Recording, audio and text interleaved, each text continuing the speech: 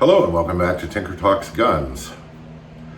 To absolutely nobody's surprise, at least nobody who's paying attention, the first mass market successful semi-automatic shotgun was designed by John Browning and was patented in, I believe, the late 1890s. And by 1905, production had been licensed to Fabrique Nationale of Belgium, where it was sold as the Browning A5, and to Remington in the US, where it was sold as the Model 11.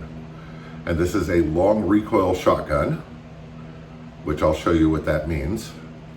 And they were robust, reliable, and even saw limited use in World War I and II. I'm not sure about one, but I know they did have some limited use in World War II, specifically for installation security. And they were very popular.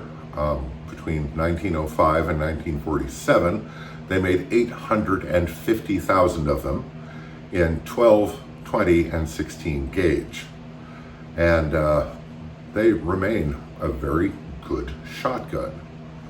Now, today's gun is a sidebar to that because this is a Remington Sportsman, which is basically a Remington Model 11 with a short magazine tube, because typically they have a 4+1 capacity in 12 or 16 gauge or 20 gauge. This one has a 2+1 capacity, and it was introduced in 1930 or so because of increasing state regulation forbidding loading more than 3 shells in a sporting shotgun. And this came about because of the decimation of game bird stocks, because, you know, a 5-shot semi-auto, you can kill more birds faster, especially if you're a commercial hunter. Now, in 1931, they introduced it in 16 and 20 gauge as well. And this is a 16 gauge with the standard 28-inch barrel, which is a full choke barrel.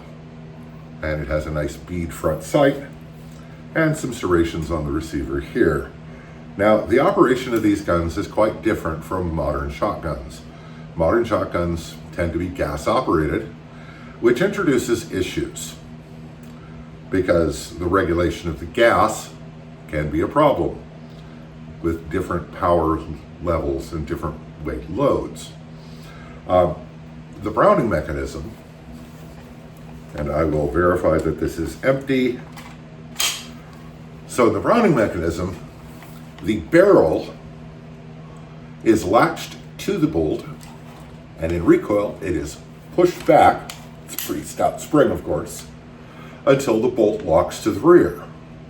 And then the barrel recoils forward into the firing position, and if there is round in the magazine, that releases the bolt to come forward to load the next round. And this is an extremely reliable system that is notably less ammo sensitive than gas operated shotguns. And it's more reliable in part because everything happens in steps. You know, recoil, step 1, locking back the bolt, step 2, that allows the barrel to go forward, step 3, the barrel going fully forward trips the release for the bolt to chamber around. Everything happens boom, boom, boom, boom in perfectly regulated steps. That means reliable. Now, they made riot versions of this, of the Model 11, and but they also made a large variety of sporting shotguns as both the Model 11 and later the Sportsman. But before we get into the weeds on that, I'd like to I'd like to thank my supporters on Patreon. This is very much a shoestring operation, and your contributions help more than you know. I'd also like to thank channel benefactors, those individuals and businesses that have contributed to this channel in innumerable ways and really help make it work. And as always, shout out to Rain City Shooting Center for providing material support to the channel. Now, one of the interesting things about the Remington Model 11 and the Browning A5 is in the patents. Bit of a story there. John Browning had been, for a very long time, worked successfully with Winchester. But they had developed a habit of purchasing his patents and sticking them on the shelf and doing nothing with them, which annoyed John Moses Browning.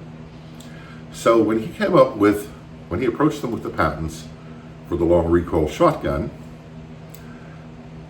he said, I want you to produce them on a royalty basis.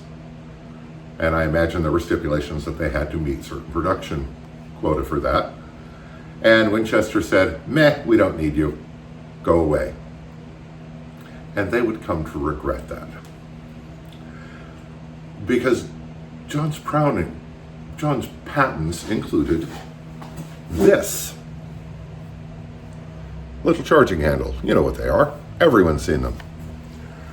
But when he issued that patent, nobody had seen them, and it was patented as a device for charging semi-automatic weapons. And it was patented. You may have wondered why Winchester's early semi-automatic firearms had a plunger under the barrel to activate them. That's why they couldn't put charging handles on them until the patent expired. It's also why their Model 11 or 1911 or whatever the hell it was has knurling around the barrel. Under the theory that you would brace the shotgun, grab the knurling around the barrel, which hopefully wasn't hot from shooting, and stroke the action, which would hopefully not blow your head off when it chambered around. It was a terrible system. I owned one of those. It was quite awful. So this gun has a 28-inch barrel with a full choke, nice elevated bead sight, and of course the typical sort of serrations to the back to act as your rear sight. Right here is a button that does two functions. One, it releases the bolt when it's locked back, which it locks back on empty. Two, it allows you to depress the elevator so you can load cartridges. You have to depress it to hold cartridges, which means you hold the shotgun like this with the button pressed to load it. I found that slightly annoying, but really not a big deal overall. And again, the capacity of 2+1 to comply with state regulations and later federal regulations on the number of rounds you could put in the shotgun. Now, these are all marked with this engraving, which is actually, I think, a roll stamp. Serial number is here. Now, early guns had an S before the serial number. This gun does not. And it's a handy shotgun. It is well balanced and, swings well. It's just really, really nicely made, as you would expect of a vintage, classic quality shotgun. Typical crossbolt safety.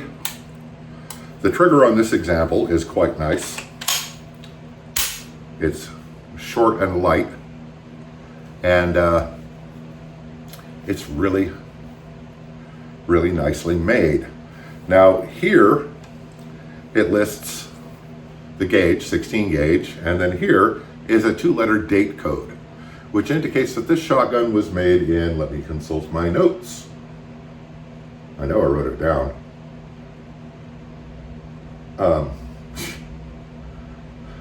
I'm so organized. June of 1936.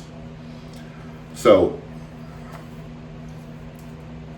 it handles nicely, it points well, it swings well, and as I said, it's really what you would expect it to be from that time period in Remington's existence.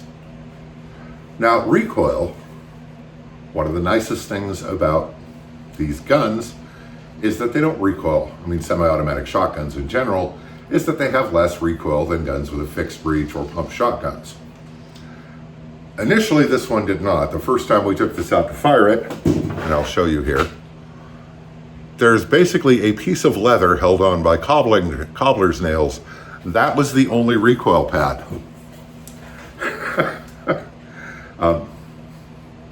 It did not work well. And it was not helped by the fact that when I grabbed a box of 12 gauge, it was high brass upland bird loads that were quite stout, so it was quite punishing to fire. And I decided I would mount a recoil pad and try it again, which I did, obviously, duh.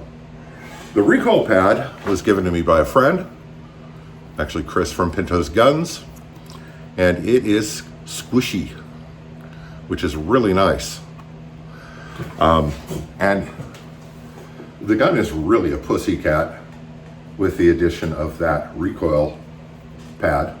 Also, we shot it with some mellower loads, although we did shoot the loads we shot the first time as well. But it's a really nice shooter, so let's look at the shooting video. Recording.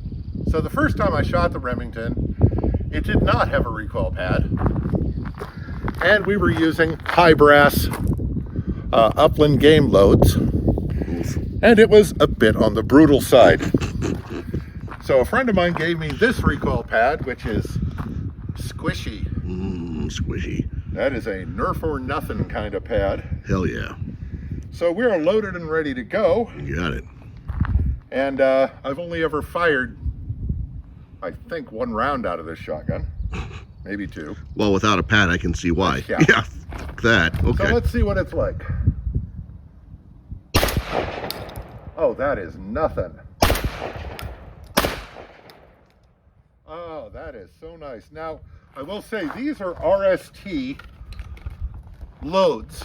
Okay. 2.5 inch 12 gauge. They are tailored to be fired from antiques.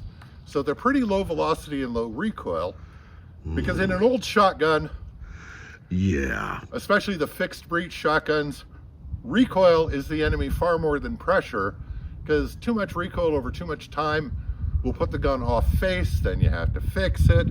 Woof. And that's annoying. So we'll load up something else and try it again. All right, wait a sec. So Sergeant Joe has to give it a try, of course.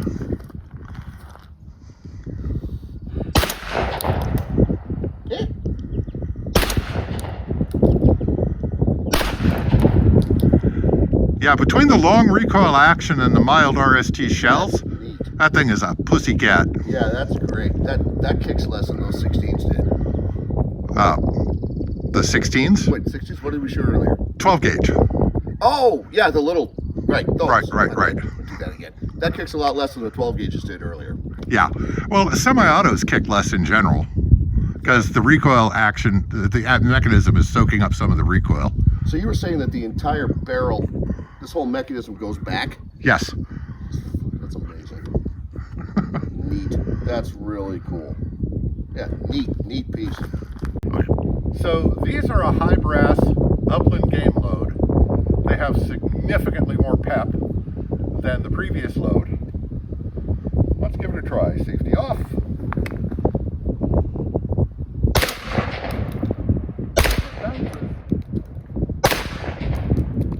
But between the semi-automatic mechanism and this butt pad, it really takes the pain out. Nice. Beautiful. And here's Sergeant Joe giving it a try.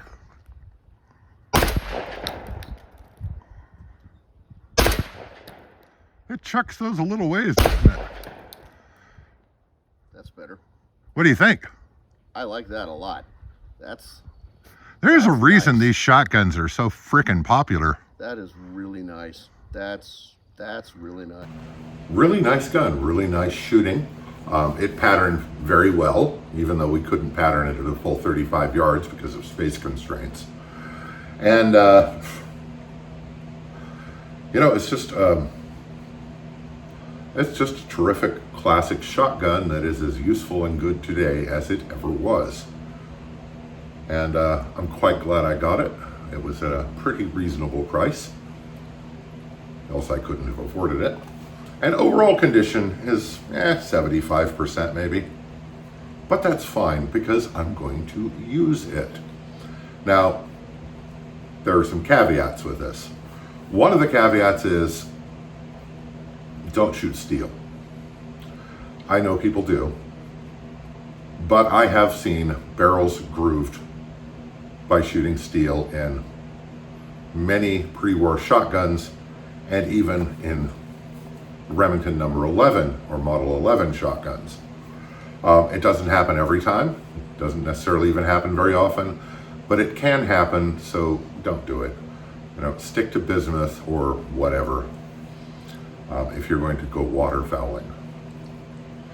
Which, this is basically my new waterfowling gun if I do any of that this year. And I'm quite happy that should I do so, the only real handicap will be, well, me. Anyway, it's just, I've always wanted an Auto 5 or a Model 11. So when this one came up last year, I scraped up my my copious expendable income and sprung for it. And I am really happy I did now that I've had a chance to shoot it properly. So, again, it's not perfect. This is a gun that has been used. There's some nicks and dents in the stock. Quite a few nicks and dents in the stock. And, the finish is good, but not pristine or wonderful. And it's just an honest working shotgun, and I kind of adore it, just a little.